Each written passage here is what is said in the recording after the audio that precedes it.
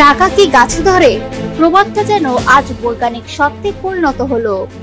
সম্প্রতি বিজ্ঞানীরা এমন এক চমকপ্রদ আবিষ্কার করেছেন যা রূপকথার গল্পের মতো শোনালেও সত্যি। ফিনল্যান্ডের ল্যাপল্যান্ডে জন্মানো স্প্রুস গাছের পাতা নিয়ে গবেষণায় দেখা গেছে কিছু গাছের পাতায় সত্যি সোনা ফলে।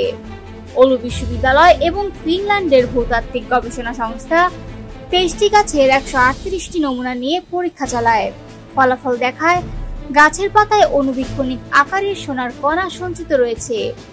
সরাসরি ডালে ঝুলন্ত সোনা না থাকলেও ছোট ছোট ধাতব দানা চোখে না দেখলেও অনুবীক্ষণ যন্ত্রে স্পষ্ট। গবেষকরা মনে করছেন এই রহস্যের পেছনে থাকতে পারে বিশেষ ধরনের ব্যাকটেরিয়া এন্ডোফাইট। বায়োমিনারালাইজেশন প্রক্রিয়ায় মাটির সোনার আয়নকে এরা ধাতব কণায় রূপান্তরিত করে এবং গাছের পাতায় জমা করে। সহজভাবে বললে, গাছের শিকড় মাটি থেকে সোনাযুক্ত জল শোষণ করে এবং ব্যাকটেরিয়া সেই সোনাকে পাতায় জমা করে। এই ধারণা নতুন নয়।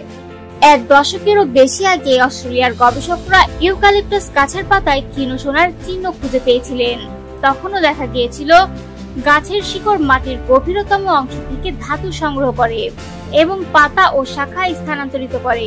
তবে বাস্তবে এত ছোট পরিমাণ সোনা থাকা অর্থনৈতিক দিক থেকে খুব বেশি গুরুত্ব বহন করে না। ফিনল্যান্ডের গবেষণা দেখিয়েছে সোনার কণা পাতার টিস্যুর গভীরে অবস্থান করছে। ব্যাকটেরিয়ার কাজ নীরবে চলতে থাকে এবং গাছের ভেতরে সোনার ক্ষুদ্র ভান্ডার তৈরি হয়। এভাবে পরিবেশ বান্ধব উপায়ে সোনার অস্তিত্ব চিহ্নিত করা সম্ভব। বিজ্ঞানীরা বলছেন এই আবিষ্কার খনিজ অনুসন্ধান এবং বায়োমাইটিং এর নতুন দিশা খুলতে পারে।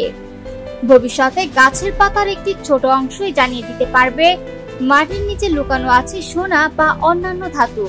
এখন বলতেই পারেন, টাকা গাছে ধরে এ প্রবাদ আর শুধু কল্পনা নয়, বাস্তবতায়ও সম্ভব।